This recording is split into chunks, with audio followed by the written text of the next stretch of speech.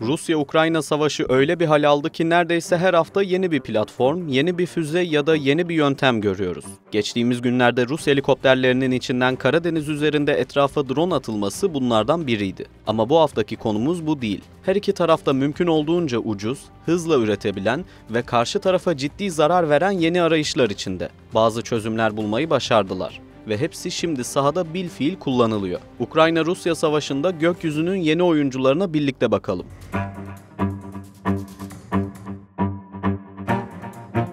Sondan söyleyeceğimizi baştan söyleyelim. Pek çoğumuz savaşın bu kadar süreceğini düşünmüyordu. 3. yıla yaklaşıyoruz. Kısa sürede bitmez, süreç uzar diyenlerin de yanıldığı bir nokta var.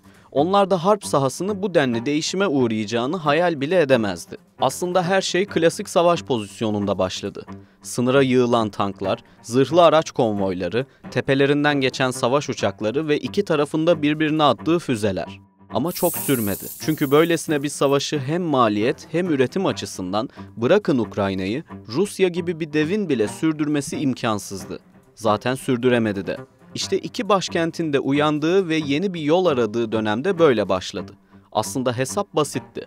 Öyle bir şey lazımdı ki hem ucuz, hem güçlü hem de yerine koyması hızlı olsun. Önce insansız hava araçlarını gördük. İş öyle bir noktaya geldi ki bir süre sonra onlar bile pahalı kaçmaya başladı. Sonra insansız deniz araçları ve dronlar girdi hayatımıza.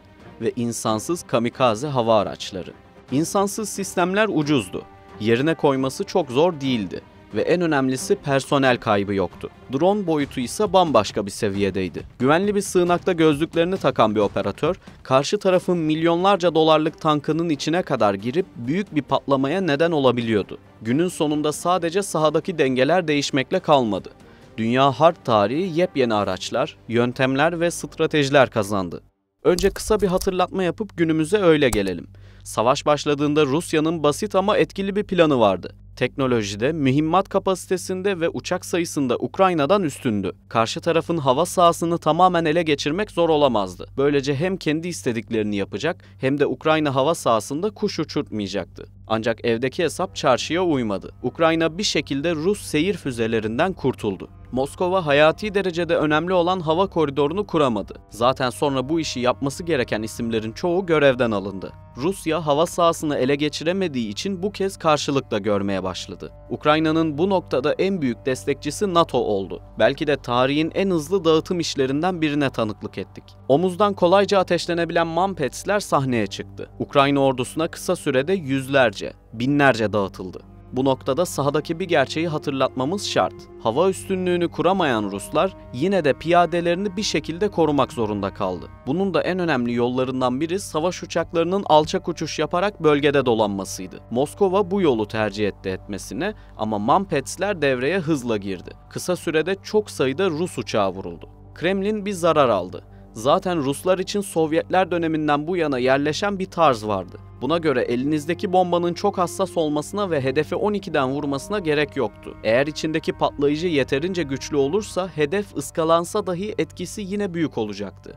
Rusların elinde bu tarife uyan binlerce bomba vardı ve bunu Ukrayna'ya karşı kullanmaya karar verdiler. Çünkü her biri milyonlarca dolar değerindeki özel bomba ve füzelerle kısa vadede sonuç almak pek mümkün görünmüyordu. Sahneye Su-34 taktik bombardıman uçakları çıktı. Bomba etkiliydi, evet. Ama yine de hedefe yakın düşmesi şarttı. Bu nedenle Su-34 pilotları da alçak irtifadan pike yapmaya başladı. Bu da faydalı olmadı ve çok sayıda Su-34 kaybedildi. Burada bir parantez açalım ve madalyonun Ukrayna tarafını çevirelim. Ukrayna Hava Kuvvetleri bu süreçte yine batılı dostlarından çokça GDAM-ER güdümlü bomba kiti aldı. Bu kitlerin çalışma mantığı çok basit. Aptal olarak bilinen MK serisi eski bombalara bunları takıyor ve bir nevi akıllandırıyorsunuz. Yani hedefe daha hassas ve etkili gitmesini sağlıyorsunuz. Bir diğer avantajı da mümkün olduğunca yüksek irtifadan atabilmeniz. Haliyle karşı tarafın hava savunma sistemleri sizin uçaklarınız için büyük bir risk olmaktan çıkıyor. Ukrayna bu yolla Ruslara ciddi darbeler vurdu. Harp sahasında bazen düşmandan da birçok şey öğrenebilirsiniz. Ruslar bu kitlerin işe yaradığını gördü. Onların da elinde tonlarca aptal mühimmat vardı. Eğer bu kitlere benzer bir şey entegre edebilirlerse güzel sonuç almaları mümkündü. UMPK ismini verdikleri bir kit geliştirdiler ve bombalara taktılar. Sahadan kısa sürede iyi dönüşler aldılar. Artık Rusya'nın da elinde ucuz, güçlü ve yerine koyması kolay bir bomba vardı. Milyonlarca dolarlık bombalar yerine tanesi 25.000 doların altına mal olan bir kabiliyete kavuşmuşlardı. Bunlar piyasaya çıktıktan sonra Ruslar neredeyse hiç savaş uçağı kaybetmedi. Çünkü oldukça yüksek bir mesafeden atıp yeniden güvenli yerlere dönebiliyorlardı. Bu durum Ukrayna için başka bir gerçeklik oluşturdu. Su-34'leri bir şekilde yok etme zorunluluğu. Bunun da iki yolu vardı. Ya uçakları yerdeyken, yani Rus toprakları içinde vuracaklardı ya da onları uzak mesafede de olsa tespit edip düşüreceklerdi. Sınıra Patriot yerleştirdiler ama Su-34'leri vuramadılar. Az önce de bahsettik. Rusya-Ukrayna savaşının ortaya çıkardığı en ilginç güçlerden biri de kamikaze İHA'lar. Evet, daha önce de kullanılan sistemlerdi. Ancak bu kadar yaygın ve etkili dönemi bu savaşla başladı. Bu platformlar seyir füzeleri kadar hassas değil. Taşıdıkları savaş başlığının kapasitesi de haliyle daha düşük. Hızları da füzelere oranla yavaş.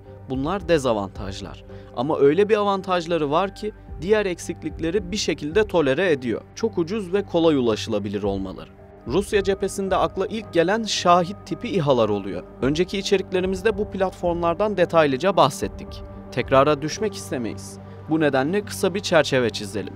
Şahit İHA'lar Rusya'da Geran ismiyle kullanılıyor. Rus mühendislerce geliştirilen bazı elektronik sistemlerin eklendiği tahmin ediliyor. Sadece sistem değişikliği yok. Savaş başlığı da elden geçiriliyor. Ukrayna'nın altyapısına zarar verecek şekilde geliştirilmiş harp başlıkları entegre ediliyor. Rusya'nın sıklıkla kullandığı bir kamikaze İHA ya da yaygın ismiyle dolanan mühimmatta Lancet, Ruslar tarafından üretiliyor. Hem keşif ve gözleme için hem de saldırı amaçlı kullanılabiliyor. Maksimum kalkış ağırlığı 12 kilogram. 3 kilogramlık savaş başlığıyla donatılabiliyor. Maksimum 40 kilometre menzile sahip. Farklı başlık tipleri ona değişik rol oynatabiliyor. Zırhlı birliklere de piyadeye karşı da kullanılabiliyor. Dalış sırasından yaklaşık 300 km hıza ulaşıyor ve bu da vurduğu yerde ciddi bir hasara neden oluyor. Her ne kadar topçu bataryalarına karşı geliştirilmiş olsa da 300'e yakın Ukrayna tankının imhasında da Lancetler başroldeydi. Ukrayna bu gerçekleri görünce farklı yollarla önlem almak istedi. MiG-29 savaş uçaklarıyla havalanıp hava savunma füzeleriyle Rus kamikaze İHA'ların vurulduğu günleri de gördük. Ama bu tabii ki sürdürülebilir değildi. Her şeyden önce birkaç bin dolarlık bir İHA'ya milyon dolarlık füze atmak mantıklı gelmiyordu. Bu sürdürülemeyecek bir savaş ekonomisi demekti ve Kiev yönetiminin sınırsız imkanları yoktu. Ayrıca kalkan her Ukrayna savaş uçağı ciddi riskler altında uçuyordu ve düşürülmesi an meselesiydi. Bu noktada vampir sistemi konuşulmaya başlandı. Ruslar uzun süre bu ürünün Ukrayna'ya verildiğini iddia etmiş, Amerika ise yalanlamıştı. Ancak bu yılın Şubat ayında sosyal medyada yayınlanan bir görüntü, vampirin Ukrayna'da kullanıldığını kanıtladı. Amerika tarafından tedarik edilen vampir bir İHA savar sistemi. Temel görevi Rusya'nın İran'dan aldığı Şahit tipi kamikaze insansız hava araçlarını düşürmek. Sistem aslında ilginç. Çünkü kullandığı roketler normalde havadan karaya atılacak şekilde tasarlanmış. Ama şimdilerde karadan havaya atılacak şekilde revize edilmiş. Tedarik etmesi çok ucuz. Düşmana yolladığı mühimmat oldukça ekonomik. Yani Ukrayna için belki de fiyat performans açısından en ideal seçenek. Tabii bir de sizin de bildiğiniz üzere lazer kullanarak İHA'ları durdurma konsepti var. Türkiye dahil pek çok ülke bunun için çalışıyor. Ancak sahada net ve uzun süreli bir kullanıma henüz rastlamadık. Düşman insansız hava araçlarına karşı eldeki imkanlardan biri de makineli tüfek ve uçak savar topları. Makineli tüfekler artan İHA-SİHA saldırılarına karşı en iyi panzehirlerden biri. Ukrayna kara birliklerinin makineli tüfek kullanarak çok sayıda Rus İHA'sı düşürdüğünü gördük. Sadece bu da değil. Ukrayna'ya ait bir helikopterin makineli tüfekle ateş açarak kamikaze İHA düşürdüğüne de şahitlik ettik. Dediğimiz gibi tehdit arttıkça çözüme yönelik arayışlar da çeşitleniyor. Mesela bizim en ilginç bulduğumuz yöntemlerden biri de henüz yeni ortaya çıkan bir strateji. Havadaki kamikaze İHA'ya basit bir drone'la yaklaşıyorsunuz. Kanadına kasten çarpıp uçuş dinamiğini bozuyorsunuz ve böylece önemli bir tehditten sudan ucuza bir maliyetle kurtuluyorsunuz. Bu yöntemde sizin drone zarar görmüyor ve yeniden kalkış noktasına dönüyor. Videonun başında bahsettiğimiz bir durum vardı. Savaşlarda düşmanlar birbirinden yeni yöntemler öğrenebiliyor diye. Rusya'nın kamikaze İHA'larla verdiği zararı gören Ukrayna da bu yola girmeyi seçti. Kendi İHA'larını yapmak için kolları sıvadılar. Bunlardan belki de en meşhuru Lyuty. İlk bakışta V şeklindeki kuyruk tasarımıyla Bayraktar TB2'yi anımsatıyor. Menzil yaklaşık 1000 kilometre. Taşıyabildiği harp başlığı ise 50 kilogram civarlarında. Ukrayna ayrıca genel havacılık uçağı olarak kullanılan bazı platformları da kamikaze İHA'ya çevirdi. Onların da menzili yaklaşık 1000 kilometre. Taşıyabildikleri harp başlığı 100 kilogramın üstünde. Elbette SİHA ya da kamikaze İHA'ları gelişmiş füzelerle karşılaştırmak mümkün değil. Mesela bu süreçte sıkça duyduğumuz Storm Shadow'un harp başlığı 450 kilogram patlayıcı taşıyabiliyor. Arada ciddi fark var. Ama savaş demek ekonomi demek. Ne Rusya'nın ne de Ukrayna'nın pahalı füzeler atacak durumu yok. Ukrayna için vereceğimiz son örnek Palyantsia. Seyir füzesi mi yoksa jet motorlu bir insansız hava aracı mı olduğu yönünde tartışmalar sürüyor. Menzilinin 500 ila 700 kilometre arası değiştiği konuşuluyor. Sistem hakkında çok detaylı bilgi yok. Ancak tahminler 20 kilogramlık harp başlığı taşıdığı yönünde. Ukrayna lideri Zelenski, Palyantsia'nın teslim töreninde ilginç bir konuşma yaptı. Uzmanlara göre Ukrayna artık oku vurmak değil, okçuyu öldürmek istiyordu. Okçunun kim olduğu sorusuna kaynaklar Rus Su-34 savaş uçakları yanıtını verdi. Ukrayna'nın hedefi Rusların bu kabiliyetini tamamen işleyemez bir hale getirmekti. Bunu nasıl yapacakları konusunda net bir bilgimiz yok, ancak fikir yürütebiliriz. Bildiğiniz üzere uçakların havalanmak için piste, savaşmak içinse bomba ve füzelere ihtiyacı var. Burada yakıt ikmali meselesi de önemli. Yakıt olmadan uçmanız ve kısa sürede reaksiyon göstermeniz mümkün değil. Bu nedenle hava üslerinde operasyonun devamlılığını sağlayacak kadar yakıtın depolanması mecbur. İşte savunan taraf için sorun, saldıran taraf içinse fırsat tam olarak burada başlıyor. Havacılıkta kullanılan yakıtlar son derece yanıcı. Basit bir kıvılcım ciddi bir yangına sebep olabiliyor. Yangının bir de uçaklara ya da mühimmat deposuna ulaşma riski var ki işte bu da kıyamet senaryosu olarak adlandırılıyor. Mühimmat depolarıyla ilgili bir parantez açalım. Bu gibi yerler isabet aldığı zaman ikincil patlama denilen olay gerçekleşiyor. İlk patlama ikinci patlamayı tetikler ve depodaki tonlarca mühimmat ortalığı cehenneme çevirir. Patlamayla birlikte ciddi bir enerji ve basınç ortaya çıkar. Enerji tamamen sönümlenene kadar yüzlerce hatta binlerce metre hareket edebilir. Yakınında bulunan cisimleri yerinden oynatıp metrelerce öteye fırlatabilir. Bu etki şarapnel etkisi olarak bilinir. Şarapneller adeta bir kurşun gibi etrafındaki nesnelere zarar verir. Mühimmat patlamaları ve yakıt deposu yangınları zarar verme kapasiteleri çok yüksek olaylar. O an hava üstünde bulunan uçaklar zarar görebilir. Zarar görmeseler bile operasyonel olmaları için uzun süre beklemek zorunda kalabilirler. Çünkü pisti onarmak, yangının etkilerini yok etmek ya da yok olan mühimmatı yenilemek çok ciddi zamana ve paraya ihtiyacınız olacağı anlamına gelir. Burada bir detay aktaralım. Mühimmat üreten fabrikaların savaş boyunca üretim yapabilmesi çok kritik. Haliyle bu tür fabrikalar düşman için ilk hedeflerden. Amaç üretimin durması ve lojistik zincirin bozulması. Fabrikaların düşman tarafından kolaylıkla vurulması istenmez.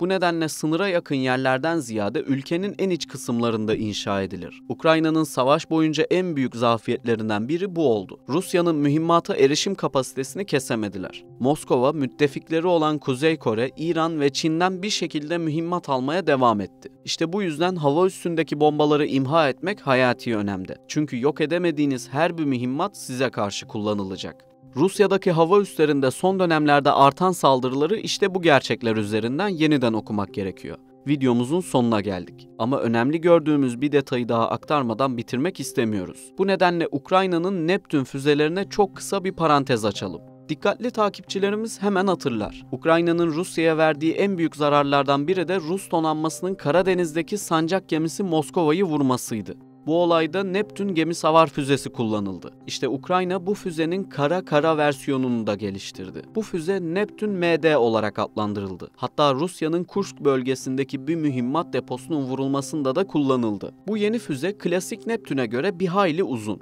Gövdesinin uzatılmasının basit bir mantığı var. Taşıyabileceği yakıt ve patlayıcı miktarını artırmak. Füzenin gövdesini uzatmak mükemmel bir çözüm değil. Uzayan füze daha da ağırlaşıyor. O zaman da daha güçlü bir motora ihtiyaç duyuyor. Eğer savaş başlığını biraz daha ağır yapmak isterseniz menzilde bir hayli düşüyor. Ukrayna'nın füze ve uçak motoru üretimi noktasında Sovyetler Birliği'nden kalan bir becerisi var. Kendi ürettikleri motorlarla Neptün füzesine güç veriyorlar. Beklenti bir süre sonra bu füzelerin Ukrayna savaş uçaklarından da atılabilmesi. Eğer bunu başarabilirlerse hem çok daha uzun bir menzile kavuşmuş olacaklar hem de füze son derece hızlı bir şekilde hedefine varacak. Dengeleri değiştirebilecek bir hamle olabilir mi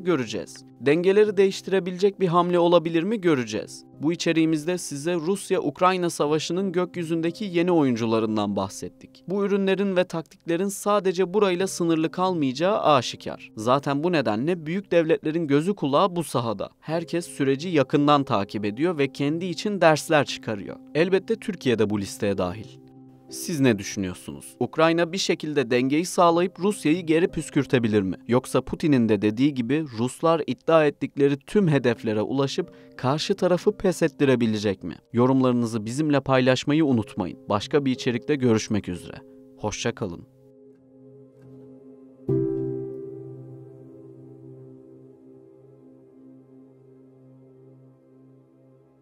Rusya-Ukrayna savaşı öyle bir hal aldı ki neredeyse her hafta yeni bir platform, yeni bir füze ya da yeni bir yöntem görüyoruz. Geçtiğimiz günlerde Rus helikopterlerinin içinden Karadeniz üzerinde etrafa drone atılması bunun